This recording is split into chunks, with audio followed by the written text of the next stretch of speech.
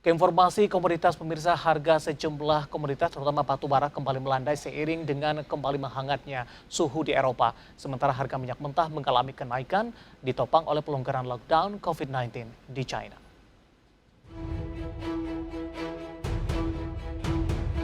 Harga batu bara mendingin pada awal pekan seiring mulai melemahnya permintaan.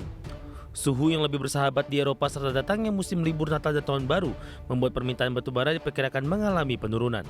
Pada penutupan perdagangan Senin waktu setempat, harga batu bara kontrak Januari di pasar AS Newcastle ditutup di 370,75 dolar Amerika per ton, turun 0,34%.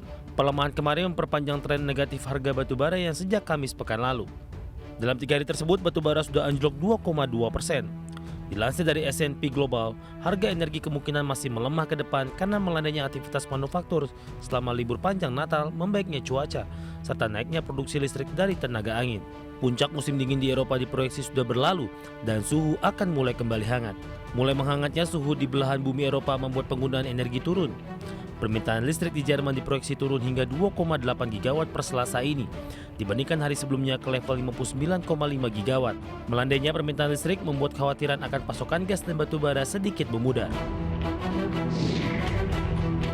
Harga minyak dunia naik pada perdagangan Senin waktu Amerika Serikat atau Selasa pagi waktu Indonesia Barat. Kenaikan harga minyak ditopang oleh pelonggaran lockdown COVID-19 di China yang menimbulkan optimisme pasar, sekaligus mengenai kekhawatiran terhadap resesi global. Dikutip dari Reuters, harga minyak mentah Brent naik 76 sen menjadi 79,8 dolar Amerika per barrel. Harga minyak mentah West Texas Intermediate atau WTI menguat 90 sen menjadi 75,19 dolar Amerika per barrel. China merupakan importir utama minyak dunia. Saat ini China mulai melonggarkan aturan dan akan berupaya menghidupkan kembali perekonomian pada 2023 mendatang. Selain itu, Departemen Energi Amerika yang mengatakan akan mulai membeli kembali minyak mentah untuk cadangan minyak strategis. Ini merupakan pembelian pertama sejak Amerika melepaskan rekor 180 juta barrel dari cadangan di tahun 2022 ini. Kembali mengganasnya kasus COVID-19 di China membuat pelaku pasar emas khawatir.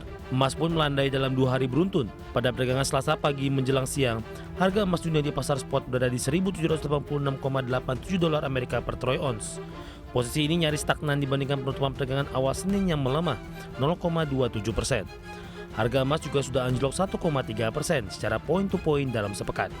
Sejumlah analis menilai minat pelaku pasar emas sangat terdampak oleh kabar buruk dari China dengan kembali melaporkan kasus kematian pertama akibat COVID-19 pasca pelonggaran dilakukan. Selain kasus COVID-19 di China, harga emas juga melandai karena pelaku pasar melihat pelonggaran kebijakan moneter di Amerika Serikat sulit terjadi. Terlebih, The Fed sudah mengindikasikan kebijakan moneter ketat akan tetap bertahan hingga tahun depan. Berbagai sumber Addiction.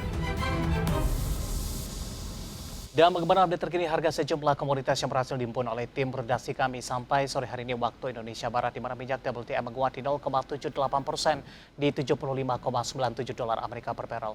Nikel melemah cukup dalam di 4,52% di 27.179,50 dolar Amerika per metrik ton.